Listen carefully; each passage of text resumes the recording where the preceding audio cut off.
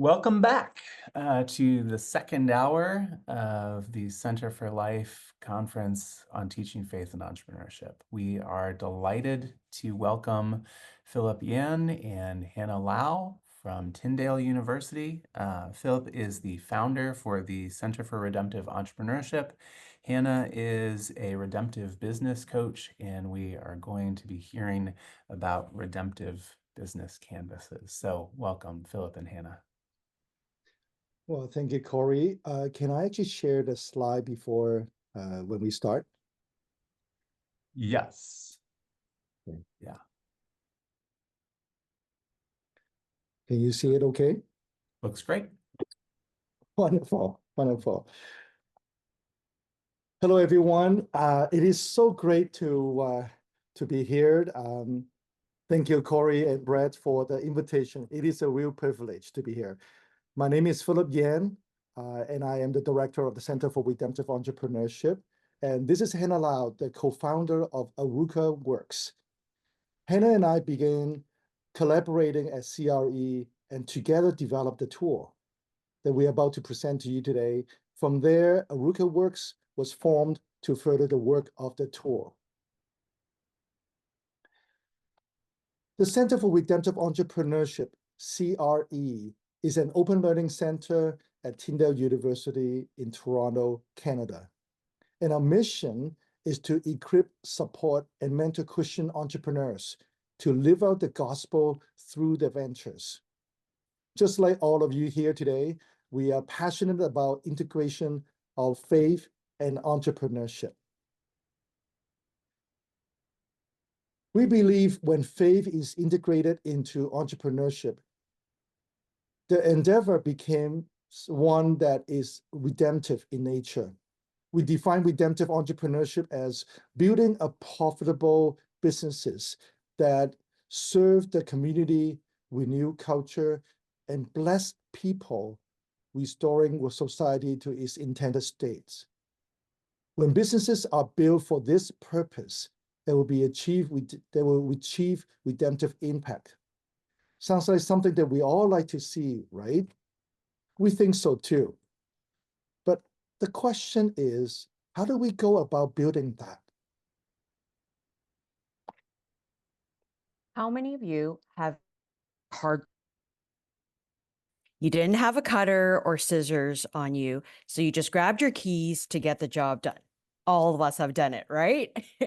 Now, we know that a key was not designed for this reason, and it probably doesn't cut as nicely as a knife would, but in a pinch, it's not a big deal, right, Corey, who raised his hand?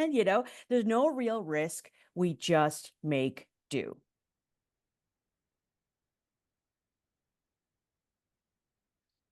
But what if it's more than a cardboard box? Something perhaps more complex, with greater implications or higher levels of risk. What happens when we use tools that weren't designed for the intended outcome? In the world of entrepreneurship, a business canvas is a commonly known tool for visualizing a business plan. It allows the user to easily iterate and interact with different aspects of a business. To date, some of the more popular canvases are the lean canvas we see on the left. It's more for early stage businesses and prototyping. And on the right, we see the business model canvas from Strategizer that's more for developed business. And many of you are probably using a lot of these canvases in your teaching and in your courses. And in and of themselves, these tools are not bad. In fact, they have helped many entrepreneurs build successful businesses over the years. But that also depends on how we earlier. We've all heard that 90% of startups fail. And if we were to autopsy the 90%, we'll find that the cause of death is rarely due to the usual suspects. Things like, oh, the AI robot didn't work, or we didn't sell our sandwiches through the right channels. More often than not, it's due to reasons that are not captured on these canvases. Causes relating to direction, values, leadership, operational management, team culture, the list goes on. And these canvases are designed based on certain values and intended to achieve certain outcomes. They are aimed at helping a founder launch fast, sell fast, for velocity, like a Ferrari, which is great if that's what you want. But if you're here today as someone interested in integrating faith and entrepreneurship, it's safe to say you're building for something more than just getting there. If we are aiming for redemptive outcomes, then we are building for trajectory, not just velocity. Building for trajectory means more than just arriving. It matters how we arrive, who we're going to bring along with us, and most importantly, where are we going? With all these considerations in tow, it may take us longer to get there, and the cargo may be larger, but it will be a journey of true intention. Existing canvases do not have the space for the things that factor into trajectory and longevity. These canvases do not tell the whole story about a business, and certainly not a business that achieves redemptive outcomes. So if there's only one thing that you take away from our presentation today, and let it be this: redemptive business outcomes require redemptive tools. Tool designs for redemptive purposes are a game changer for Christian entrepreneurs in this space. They allow us to build for trajectory. But it also helps us systematize the process of building kingdom businesses. Christians has been involved in business since the biblical times, many even as entrepreneurs. However, codify the integrations of faith in venture building is still relatively new and uncharted. We constantly hear Christians who want to build a kingdom business, but don't know how. Those who have done so successfully seems to have cracked the code, while others tried and give up in frustration. Redemptive tools would make building faith-driven businesses accessible and not limited to just a selected few who just seems to get it. And finally, tool designs with the redemptive value system will inherently aim to balance between the profitability and purpose. The world of Christendom is often divided on this. Are we about money or mission? The redemptive approach actually balances both, believing that the mission is not just living out in proclamation, but also in demonstration throughout the business. Financial sustainability is a key metrics alongside a redemptive impact to ensure the business can survive well enough to keep making a difference. We give you the Redemptive Business Canvas. Similar to the popular canvases, thank you, Corey. I can only see your face among the group, so I love the enthusiasm. Thank you. Similar to the popular canvases many of you have been using, our redemptive canvas does include the necessary pieces of a business, because we need at least that, right? We have problem, solution, target audience boxes that ensure we have market validation.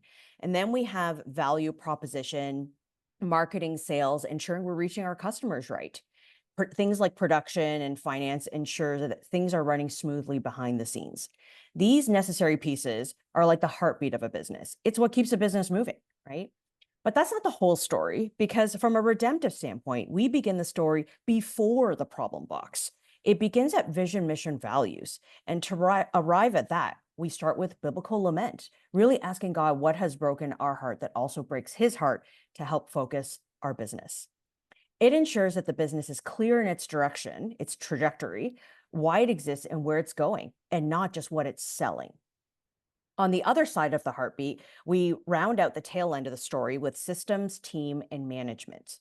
This is the people piece. The first three and the last three boxes act as compass for the business. This is what we hold true to regardless of what's happening in the middle. Then finally, we have the footprint, how impact is measured and represented. The metrics at the bottom are from redemptive impact at the community level to financial sustainability at the business level and stakeholder flourishing at the individual level. These metrics are not an afterthought.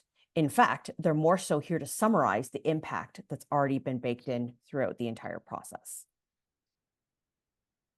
Each of these boxes has a tiny box in the corner. That's the redemptive checkbox. As you're working through each area of your business, you can seek out opportunities to be redemptive. And if there isn't one yet, or if it's a work in progress, that's okay. It's not an exam or a path. impact your GPA, but more so a way to track the business. So far, the Canvas has made way into 20 countries around the world among entrepreneurs, ministry, missions, and academia. So how can this be used in your context? Today, the Canvas has proven to be both business sector and size agnostic.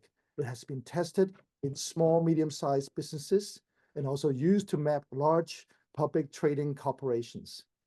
The most natural application would be for entrepreneurial programs, accelerators, incubators, but we're also seeing application for business school within the Christian universities.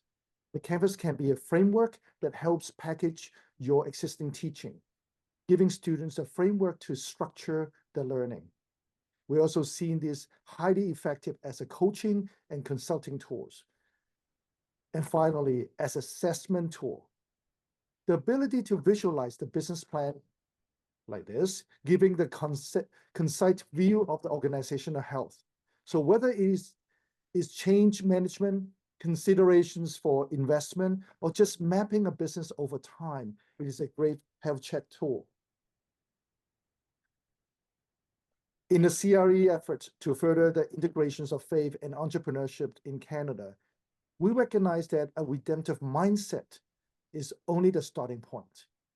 If entrepreneurs are to go from thinking different to doing different, then they all need a right tool to do so.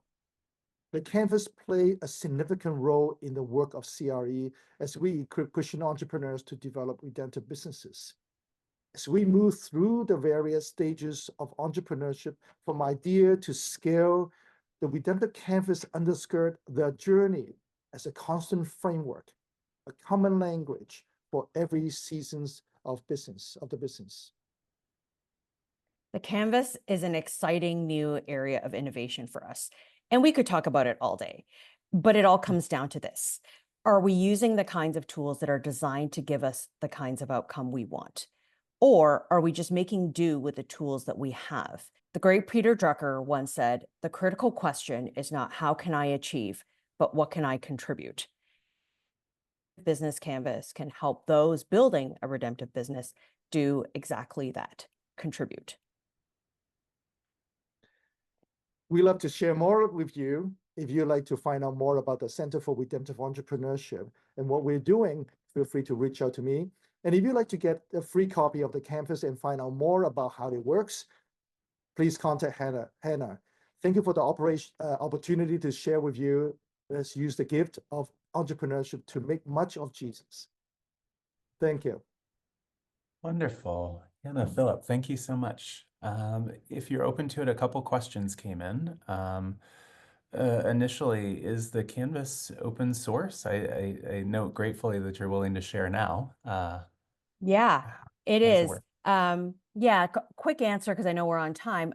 So much like a startup business, we are sort of building it as we're flying the plane, and we are giving out the Canvas for free. It will always be free, like most of the canvases we see out there are. We just don't have a website quite ready yet, but feel free to contact me at that email address right there, and I'll make sure you get an instruction manual and a Canvas, and we can talk even about how you can start using it in your context. We'd love to connect. Thanks, a great question. Wonderful. And several questions have come in both through the open chat and to me directly about customizability, let's say, and adaptation.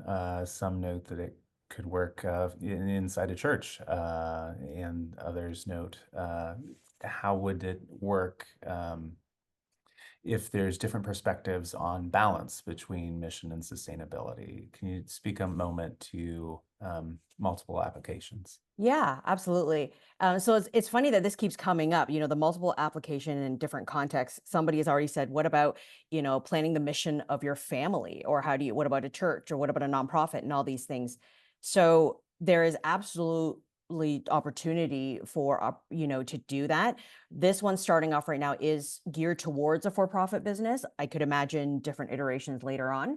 We're right now working on translation into different languages as well, just to be able to make this more of an effective tool across different cultures and languages.